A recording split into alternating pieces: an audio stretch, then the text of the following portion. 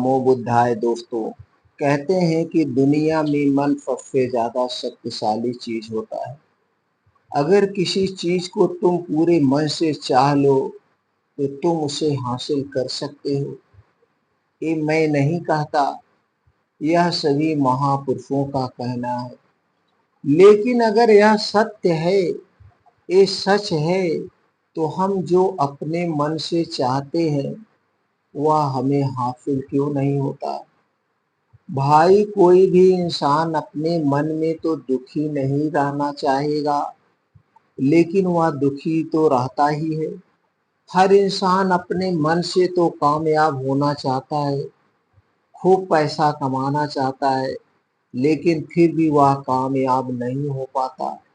भला ऐसा दुनिया में कौन इंसान होगा जो अपने मन में यह चाहेगा कि मैं नाकामयाब रहूं या मैं पैसा ना कमाऊं। है ना सोचने की बात। तो इसमें दो चीजें निकल कर सामने आती है।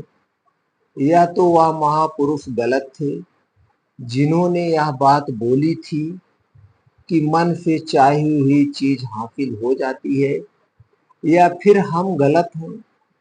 दोस्तों, आज के वीडियो में मैं जो कहानी बताने वाला हूँ उसमें आपको यह एक ऐसा मंत्र मिलेगा। उसे समझने के बाद आपको एक ऐसा मंत्र का पता चलेगा जिससे आप यह समझ पाएंगे कि अपने मन से कोई भी चीज कैसे करवाई जाती है। अपने मन में किसी भी बात का बीज कैसे बोया जाता है, यह इस कहानी से आपको अच्छी तरह से समझ में आ जाएगा। और इससे आप यह भी समझ पाएंगे कि आकर्षण का नियम, लॉ ऑफ अट्रैक्शन कैसे काम करता है। मित्रों, कहानी छोटी सी है लेकिन बहुत ही गहरी है। इस वीडियो को पूरा लास्ट तक सुनिएगा। सुनने के बाद आप दोस्तों इसे ज़्यादा से ज़्यादा लोगों तक शेयर करिएगा और आप इसका लाभ उठाइएगा। एक बार की बात है, एक आदमी के जीवन में सिर्फ दुख ही दुख थे। वह जो भी काम करता उस बेचारे का वह काम पूरा ही नहीं होता। घर में आता तो घर में कलेश बना रहता। किसी से कोई मदद मांगता तो कोई उसकी मदद नहीं करता। ऐसा लगता था कि चारों तरफ से उसके ऊपर दुख का पहाड़ टूट पड़ा है। उसे समझ नहीं आ रहा था कि मैं इन दुखों से कैसे पार पाऊं। वह दिन रात यही सोचता रहता था कि अपने दुखों से छुटकारा कैसे पाना है। इसी कारण से वह रात में सो भी नहीं पाता था। उसकी आंखों के नीचे बड़े बड़े काले घेरे बन गए थे, जो इस बात का प्रतीक थे कि वह आदमी कितना दुखी है और कितना चिंतित है। कभी कभी तो उसके मन में आत्महत्या करने के भी ख्याल आते थे, लेकिन अपने परिवार की चिंता करके वह यह कदम नहीं उठा पाता। वह इतना दुखी हो गया कि उसने निर्णय किया कि वह इन दुखों से छुटकारा पाकर ही रहेगा। इसके लिए चाहे उसे कितनी ही मेहनत करनी पड़े, कुछ भी करना पड़े, चाहे अंगारों पर चलना पड़े, लेकिन इन दुखों से छुटकारा हासिल करके ही रहेगा। ऐसे ही एक दिन उसने अपने मित्र से पूछा कि मैं अपने जीवन को कैसे सुधारे। उसके मित्र ने उसे बताया कि तुम किसी बाबा के पास जाओ। बाबाओं के पास ऐसा मंत्र होता है जिससे सारे दुख मिट जाते हैं, जीवन खुशियों से भर जाता है और धन संपदा भी हासिल होती है। तुम कैसी ऐसे बाबा को ढूंढ लो, बस तुम्हारा काम बन जाएगा। उस आदमी के मन में यह बात पूरी तरह से बैठ गई कि कोई बाबा ही मेरा दुख दूर कर सकता है, और इसीलिए उसे किसी भी बाबा के बारे में पता चलता है तो वह उस बाबा के पास पहुंच जाता है। उस बाबा को अपनी सारी समस्याएं बताता और उससे उसका समाधान पूछता और कहता कि बाबा, मैं कुछ भी करने के लिए तैयार हूँ, लेकिन मेरी इन समस्याओं से मुझे छुटकारा दिला दीजिए। आप जो कहेंगे मैं वह करूँगा, लेकिन मेरे जीवन को सुधार दीजिए बाबा। उसे कुछ टोटे टुनके बताते हैं। बाबा जो है उसे कुछ टोटा टुनके बताते हैं करने के लिए और बदले में दान दक्षिणा लेते थे। यह टोका टोना टोटका करने के बाद तुम्हारे घर में सुख शांति बनी रहेगी। बस इस टोटके को पूरी विधि के साथ करना। वह आदमी घर लौटकर पूरी विधि के साथ टोने टोटके करने लगा, लेकिन बहुत टोने टोटके करने के बाद भी उसके जीवन में कुछ बदलाव नहीं आया। इसके विपरीत उसका जीवन और ज्यादा दुखी हो गया। जो भी बाबा उसे टोना टोटका देता था, वह बदले में उससे दान दक्षिणा लेता था, जिससे उसका जीवन भी धीरे धीरे खत्म हो रहा था। इससे उसके जीवन में दुख और ज्यादा बढ़ गया। तब उसे लगा कि बाबाओं के पास जाने से तो मेरे जीवन में दुख कम होने की बजाय बढ़ते ही जा रहे हैं। तो मुझे क्या करना चाहिए? बाबाओं के पास जाऊं या न जाऊं? फिर एक दिन एक आदमी ने उसे बताया कि तुम अपने घर में किसी पंडित को बुलाकर हवन करवा लो। हवन होगा, घर शुद्ध हो जाएगा। कोई भी बुरी ऊर्जा होगी घर में तो वह घर से बाहर चली जाएगी। किसी पंडित को बुलाकर पूरे विधि विधान से उसे मंत्र उच्चारण कराओ, हवन कराओ, जिससे घर में सुख शांति आ जाए। उस आदमी के मन में यह बात बैठ गई और उसने एक पंडित को अपने घर पे बुलाकर हवन करवा दिया। हवन अच्छी तरह से संपन्न हुआ। बदले में पंडित ने भी अच्छी दान दक्षिणा ली और उसके बाद वह वहां से विदा हो गया। लेकिन कुछ दिनों के बाद उस आदमी को महसूस हुआ कि उसके जीवन में अभी भी कोई बदलाव नहीं आया है। अब वह आदमी पूरी तरह से दुखी हो गया और ज्यादा परेशान हो गया। अब तो उसे लगने लगा था कि मेरे जीवन में से दुख कभी खत्म ही नहीं होंगे। और यही सोच सोच कर उस आदमी का बुरा हाल हो गया था। फिर एक दिन उसे अपने मित्र से एक ऐसे बाबा के बारे में पता चला जो समाधान बताने के लिए कोई दान दक्षिणा नहीं लेता था। उस आदमी को लगा कि यह बाबा दूसरे बाबाओं की तरह नहीं हो सकता है, क्योंकि यह तो दान दक्षिणा लेता ही नहीं, और अगर दान दक्षिणा नहीं लेता तो यह सच में कोई सिद्ध होगा। और यह सोचकर वह उस बाबा के पास पहुंच जाता है। जब वह आदमी वहां पर पहुंचता है तो वह बाबा ध्यान में बैठे हुए थे। यह देखकर वह आदमी वहीं पर चुपचाप बैठकर ध्यान से बाहर आने का उनका इंतजार करने लगा। थोड़ी देर के बाद बाबा ने आंखें खोली तो सामने एक दुखी और परेशान युवक को बैठे देखा। उसकी आंखों के नीचे काले घेरे देखकर ही समझ गया यह आदमी अपने दुखों से कितना परेशान है।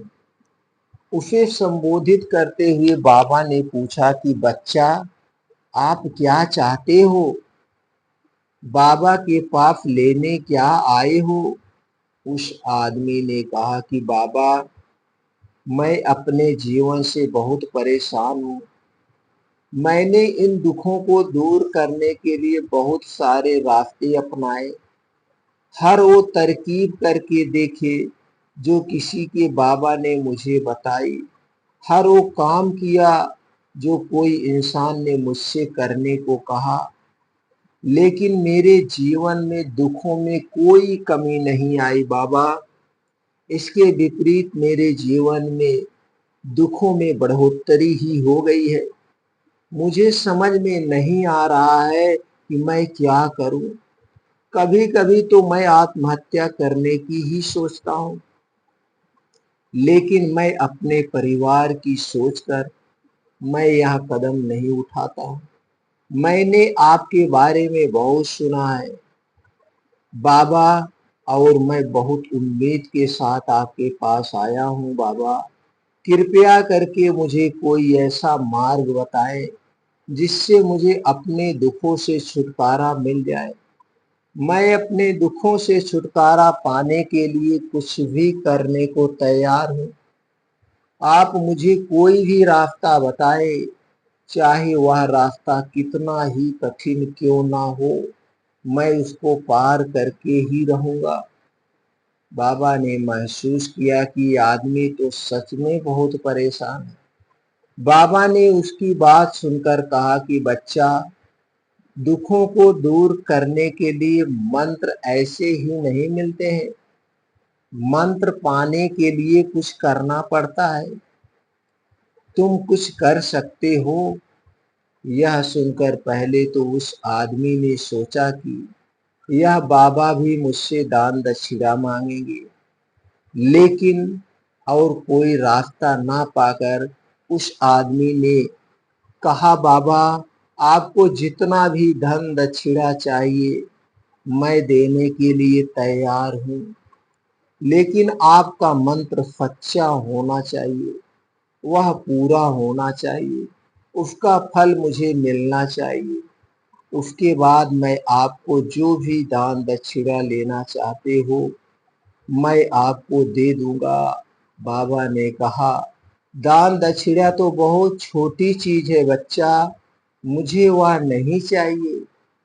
इस पर वह आदमी सोच विचार करके बोला, तो बाबा मैं अंगारों पर भी चलने के लिए तैयार हूँ, आप मुझे बस आज्ञा दे दीजिए।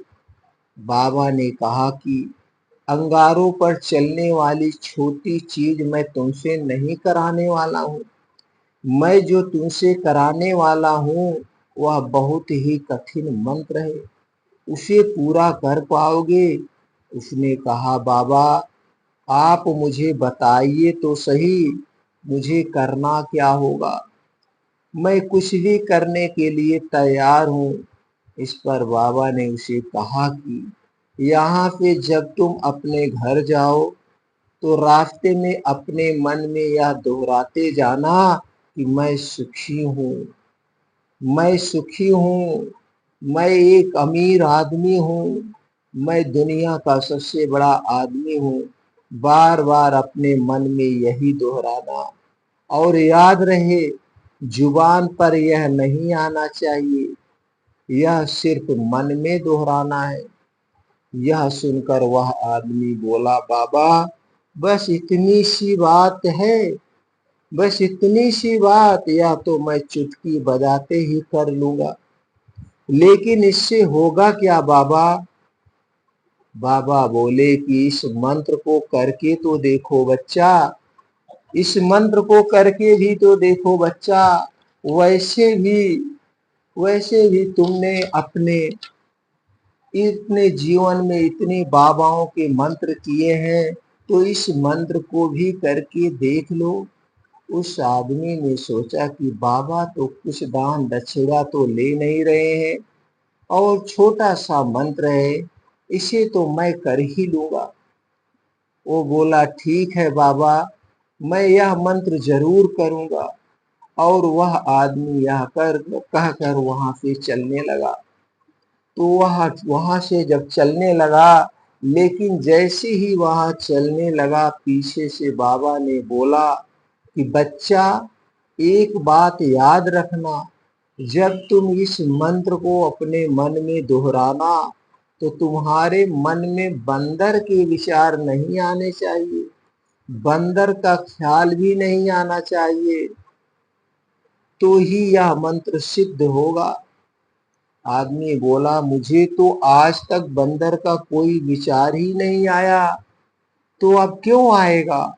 आप चिंता मत करिए बाबा, मैं बस मन में यही दोहराऊंगा कि मैं सुखी हूँ, मैं सुखी हूँ, मैं दुनिया का सबसे अमीर आदमी हूँ। इसके अलावा बंदर का कोई भी विचार मेरे मन में नहीं आएगा। यह कहकर आदमी वहां से चल देता है। वह अपने मन में मैं सुखी हूँ, मैं सुखी हूँ, मैं दुनिया का सबसे अमीर आदमी हूँ, यह दोहराता हुआ थोड़ी दूर ही चला था कि उसके मन में अचानक बंदर का ख्याल आ गया। बंदर का ख्याल एक बार आया और चला भी गया, लेकिन उस आदमी ने सोचा, आज तक तो मुझे बंदर का कोई भी विचार नहीं आया, यह आज बंदर का विचार क्यों आ गया? और ऐसे करके उसने उस बंदर के विचार को पकड़ लिया और यह भूल गया कि मुझे क्या मंत्र दोहराना है, और वह बंदर के बारे में सोचने लगा। जब थोड़ी देर बाद फिर से उसे होश आया तो वह फिर से अपना ही वही मंत्र दोहराने लगा जो बाबा ने उसे बताया था, मैं सुखी हूँ, मैं सुखी हूँ, मैं दुनिया का सबसे अमीर आदमी हूँ।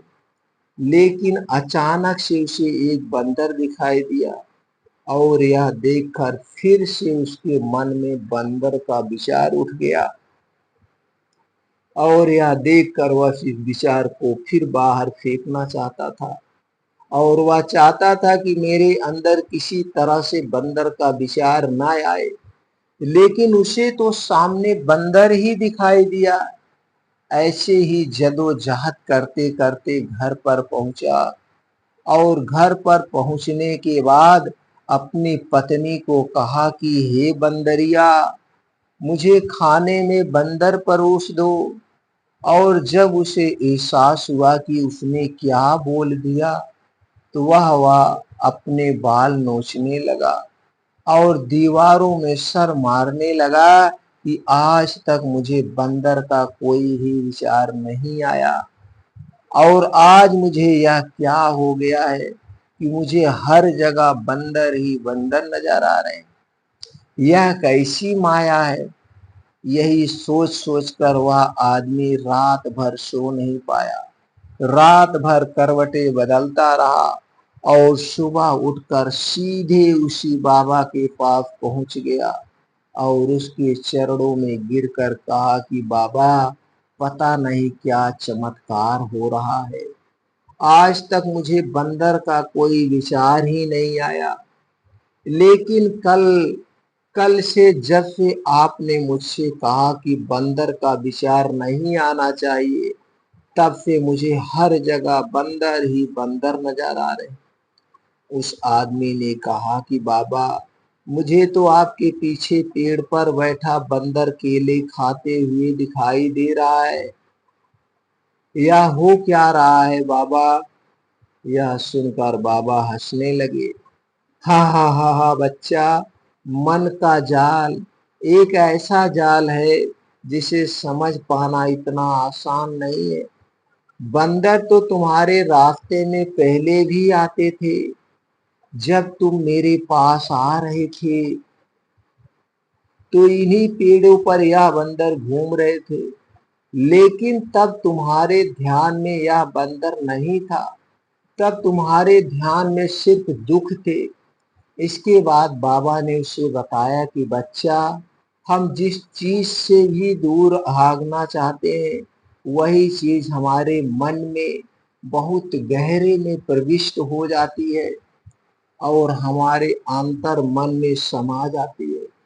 असल में हम जिस चीज से छुटकारा पाना चाहते हैं उससे छुटकारा इसीलिए पाना चाहते हैं कि वह हमारे साथ बहुत गहरे से जुड़ी हुई है, और हम जितना ही उससे छुटकारा पाना चाहते हैं वह उतनी ही गहरी हमारे मन में बैठती चली जाती है और आखिरकार हमारे अंतर मन में छा जाती है। ऊपर से तो हम चाहते हैं सुखी होना, कि मैं सुखी हूँ, मैं सुखी हूँ, मैं अमीर हूँ।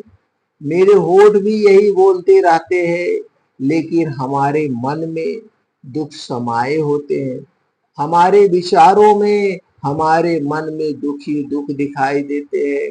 इसीलिए अपनी जुबान से बार बार यह बोलने से कि मैं सुखी हूँ, मैं सुखी हूँ, हम सुखी नहीं होंगे जब तक यह मंत्र हमारे अंतर मन में प्रविष्ट नहीं होगा।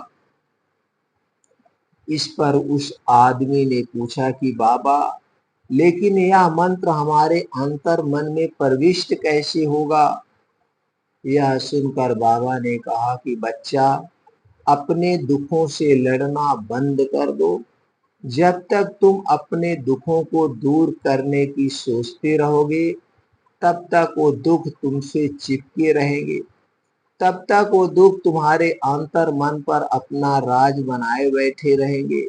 और जिस दिन तुम उन दुखों के बारे में सोचना ही छोड़ दोगे, उन दुखों से छुटकारा ही नहीं पाना चाहोगे, उसी दिन से तुम्हारे जिंदगी से दुख गायब हो जाएंगे।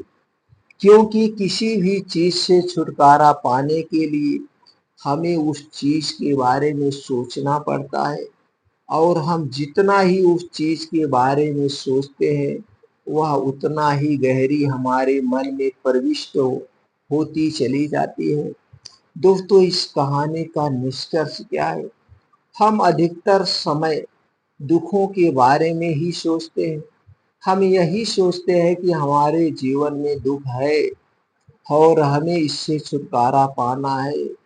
इसी वजह से बार बार सोचने से वो दुख हमारे अंतर मन में प्रविष्ट हो जाते हैं और हमें एहसास भी नहीं होता।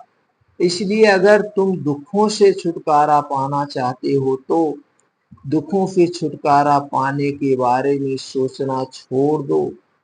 तुम्हें दुखों से छुटकारा मिल जाएगा। अक्सर आदमी धूम्रपान छोड़ना चाहता है, शराब छोड़ना चाहता है, सुबह अपने आप से यह वादा करता है कि मैं कोई भी गलत काम नहीं करूंगा, लेकिन शाम को जब लौटता है तो नशे में चूर होकर लौटता है। ऐसा क्यों होता है? जो हम सोच रहे हैं वह पूरा कर ही नहीं पा रहे हैं। असल में हम उस चीज को बहुत ज्यादा तवज्जो दे रहे हैं, उस चीज को बहुत ज्यादा अहमियत दे रहे हैं। जब भी हम उस चीज को छोड़ने के बारे में सोचते हैं, तो हम उसकी इम्पोर्टेंस यानी कि विशेषता और ज्यादा बढ़ा देते हैं।